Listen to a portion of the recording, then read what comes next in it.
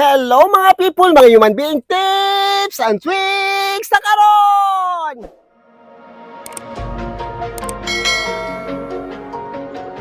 Ang buhok ni ma'am may kulay pero siya lang ang nagkulay, di ba? Or DIY. Ang kulay niya dito hindi nagpantay, di ba? Ang gawin dito ngayon is i-ribbon. I-ribbon ng glass ribbon. Ang buhok niya dito sa ibabaw, malaki ang strand. Pagdating dito sa dulo, banda dito kasi rebonded. Ayan oh, parang manipis siya, hindi kaya plastic na rebonding. Gusto so, sana gawin dito is siglat rebonding na lang. Pag mag-rebond ng buhok, dapat analyze muna. Ito siglat rebonding ang pwede sa buhok ni ma'am kasi yung buhok ni ma'am sa dulo nakita naman ninyo. Ito ang buhok ni ma'am, tingnan ninyo dito, hindi ko nilagyan muna ng rebonding kasi ano dito parang refined, so colored kaayo dito walang color, so una dito bago dyan para hindi masira yung buhok.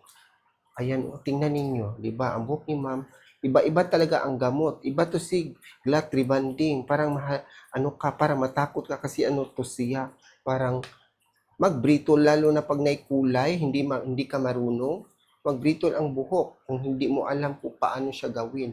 Iba-iba kasi ang ano nila ang developing sa mga rebonding. Hindi katulad ng dalawa, parang madali lang ito si glass rebonding para siyang makabritol sa buhok. Ngayon, ang ginawa ko is sinuklay yung buhok ko para malaman kung paano na siya, na straight na ba. Diba, tingin niyo sa tingin ninyo, ni straight na ang buhok ni ma'am, nag-brittle ba or na-damage ba ang buhok ni ma'am? Parang hindi siya na-damage, ganyan talaga.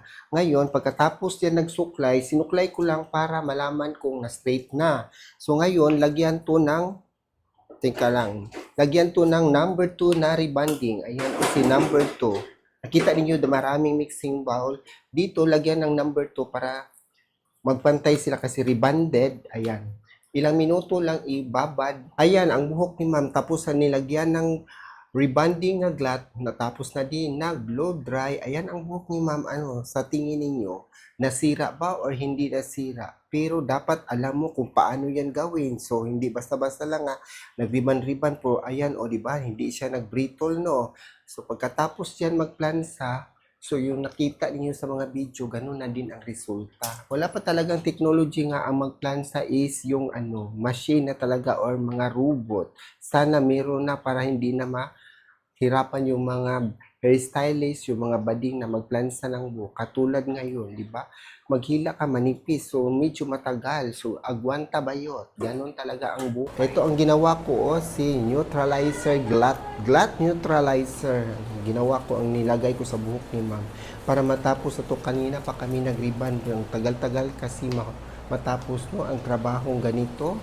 Sa akala ninyo, isang oras tapos na, hindi mahigit isang araw. Ganun ang mag-ribbon. Pag wala ding steamer, ito di ba na steamer dito sa tapat ni ma'am. Dapat i-steam talaga pag mag-treatment ng buhok para makapenetrate siya. Kasi ang rebonding, pag mag-ribbon ng buhok, kung walang steamer, kung walang bonacure, parang hindi masyadong malambot yung buhok. Ito na yung buhok ni ma'am na ginawa kong rebonding sa glass. Ayan, nakita ninyo, super ganda ang buhok ni ma'am. Ayan, diba? Parang walang sabit pag Schwarzkopf. Lalo na yon si straight therapy, pero wala na si straight therapy, si glass na lang. Ayan ang buhok ni ma'am. Kahit anong hila mo, parang bumalik lang siya. Ganyan ang Schwarzkopf product. Hindi sayang ang oras ni ma'am na pinunta dito kasi galing pa si ma'am sa Japan. Malayo yung pinanggalingan niyan. Dahil sa ating mga video at saka sa mga reels, nakita niya pumunta siya dito kasi na-intriga siya sa mga video. Ayan ang buhok sa resulta niya. Anong masabi mo ma'am? Ang ganda ng buhok mo? Ang ganda ng buhok ni ma'am, super ganda. Ayan, first time ni ma'am dito. Ayan ang buhok niya, super ganda, si glass rebonding. And don't forget to subscribe my YouTube channel, Miss Human Being. Subscribe, like, comment below, and thank you for watching. Bye!